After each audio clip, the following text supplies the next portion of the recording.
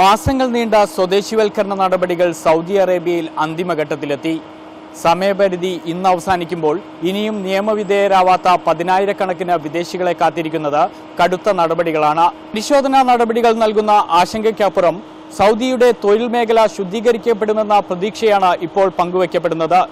Arab മേഖലയിലെ യുവതലമുറയുടെ ശാക്തീകരണം ലക്ഷ്യമിട്ടുകൊണ്ടുള്ളതാണ് GCCയുടെ ഈ ശില്പശാല.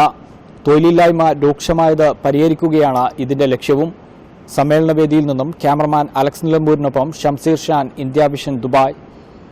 ഒരുപക്ഷെ ലോകത്തിൽ ഏറ്റവും കൂടുതൽ സെൽഫി എടുക്കപ്പെടുന്നത് ബുർജ് ഖലീഫയിൽ നിന്നായിരിക്കും. ഇനി ഞാനുമൊരു സെൽഫി എടുക്കട്ടെ. ബുർജ് ഖലീഫയിൽ നിന്നും ക്യാമറമാൻ അലക്സ് നിലമ്പൂരിനൊപ്പം ഷംസീർ ഷാൻ.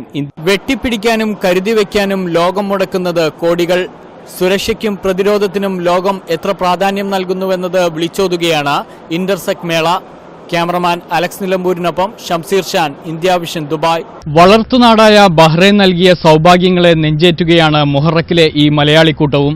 ബഹ്റൈൻ രാജാവിന്റെ ഇന്ത്യ സന്ദർശനത്തെ പ്രതീക്ഷയോടെയാണ് ഇവരും നോക്കിക്കാണുന്നത്. ബഹ്റൈനിലെ മുഹറക്കിൽ നിന്നും ഷംസീർ ഷാൻ, ഇന്ത്യ വിഷൻ. ലോകമെമ്പാടുമുള്ള മികച്ച നിരവധി സിനിമകളുടെ വേൾഡ് പ്രീമിയർ ഒരുക്കിയാണ് 10ാമത് ദുബായ് അന്താരാഷ്ട്ര ചലച്ചിത്രമേള സംഘാടന മികവിൽ മുന്നിൽ നിന്നത്. ഒപ്പം അറബ് സിനിമയുടെ വളർച്ചയും പക്വതയും അടയാളപ്പെടുത്തിയുമാണ് മേള സമാപിക്കുന്നത്. 40 വർഷത്തിനു ശേഷം നാടണയുന്നതിന്റെ ആഹ്ലാദത്തിലാണ് ബാപ്പുട്ടിക്ക. എന്നാൽ ഒരു പ്രവാസിയും ഇങ്ങനെയാവരുതെന്ന വലിയ പാഠവും അദ്ദേഹം നൽകുന്നു.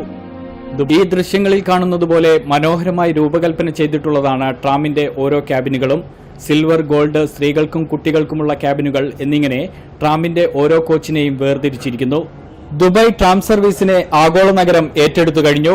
ദുബൈയുടെ ഏറ്റവും മനോഹരമായ ദൃശ്യങ്ങളാണ് ട്രാം യാത്ര സമ്മാനിക്കുന്നത്.